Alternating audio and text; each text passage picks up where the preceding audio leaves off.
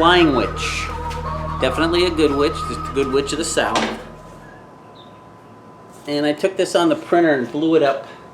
I think I used 150% on my printer, and that made 3 pages.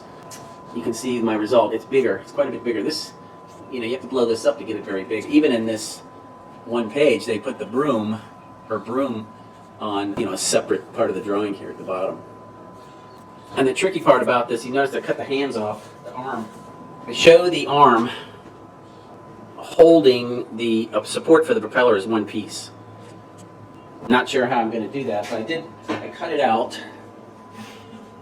I cut the arm piece out on the bandsaw, and then I'm making it so it can fit in right here to the body. I've sketched in some of the details there. Then here's the back of the broom. Probably have a piece of metal on the back to act as the weather vane. And then it's got the 1/4 inch pivot hole here. But where the problem is getting this, you want this broom stick to appear to go all the way, through underneath the dress there and in up to where the propeller is, because you want the broom to have a propeller on the end. It's kind of tricky here. I'm probably going to drill a hole right here at the bottom of the hand to take part of this broomstick, and it'll be a short portion coming out of the top of the knee here. He showed a 5-bladed propeller. It was just the propeller that he recommends. Let's see if we have a picture of it. There's a 5-bladed propeller with just, square tips. And I thought to do something a little more imaginative, so I cut over on the table saw setup. So I cut out a few of these.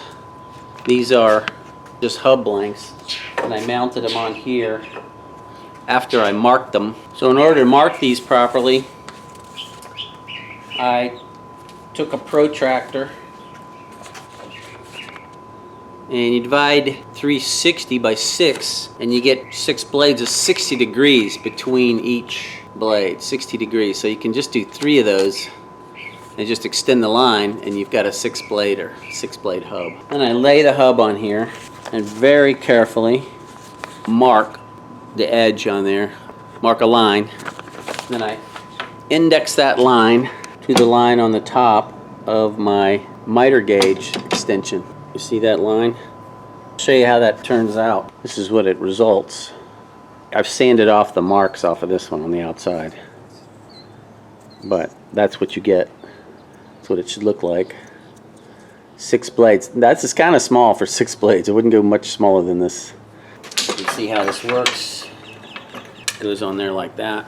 Then I have this wedge I made. So just put the bolt, this is to do it more rapidly. Put the bolt on the end. And then I wedge this in here. Let's see this. Use my push stick. And that holds it real tight. And then run it across the saw like that. I thought this, just with the squares, didn't look very spooky.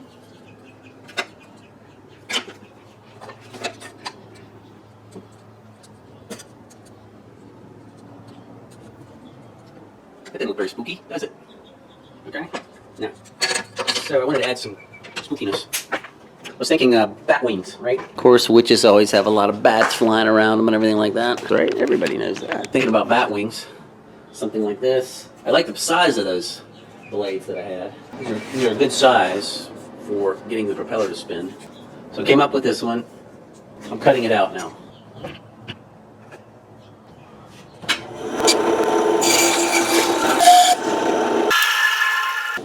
I have to take and sand these up a little bit. Get them all even. We'll see what they look like.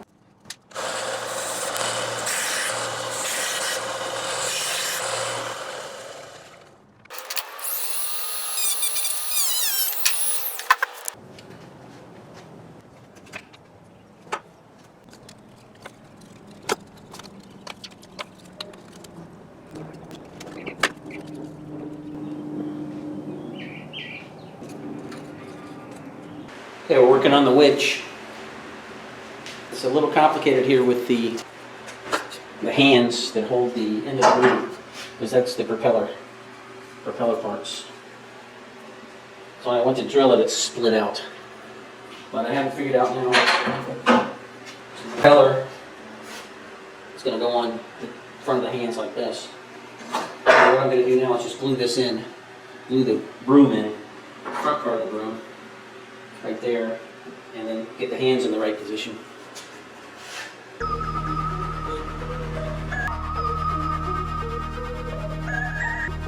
Some sheet metal, I think it's 025 sheet from Lowe's. Use the aviation snips to just cut this out to look like the broom. This was the picture of the broom from the book. Cut a slot in here with the band saw.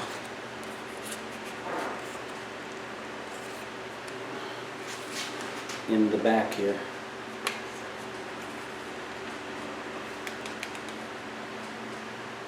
I would like to have this look like it's all one piece, so it's going to have, I drew a line across here, so it's going to have to tilt up a little bit. I'll put the glue on it, get it all lined up, put some clamps on it, let it dry.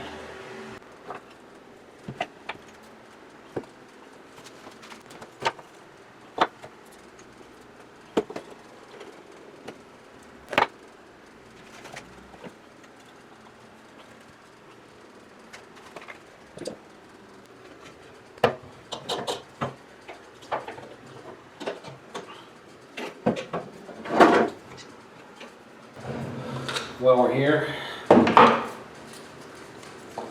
go ahead and glue up the propeller blades.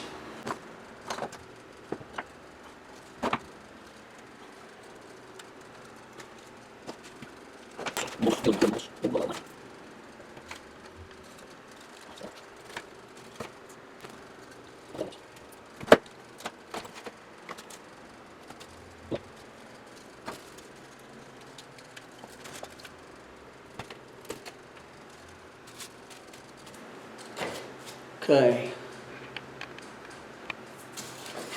let's set that aside to dry.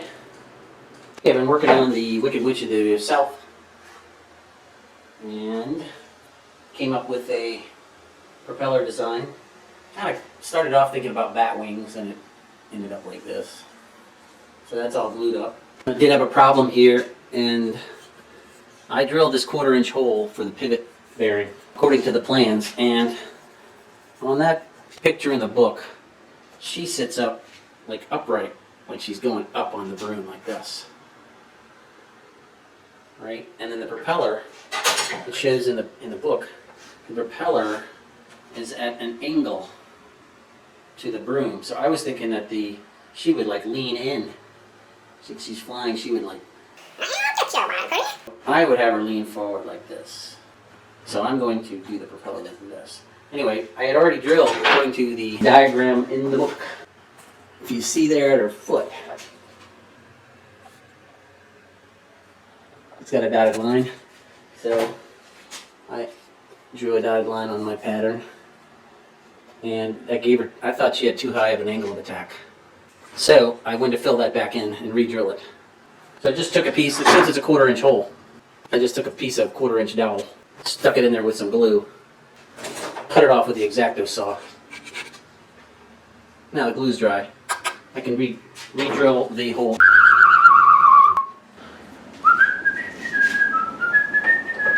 I'm going to get her about the angle I want. And then I'll come straight down on it.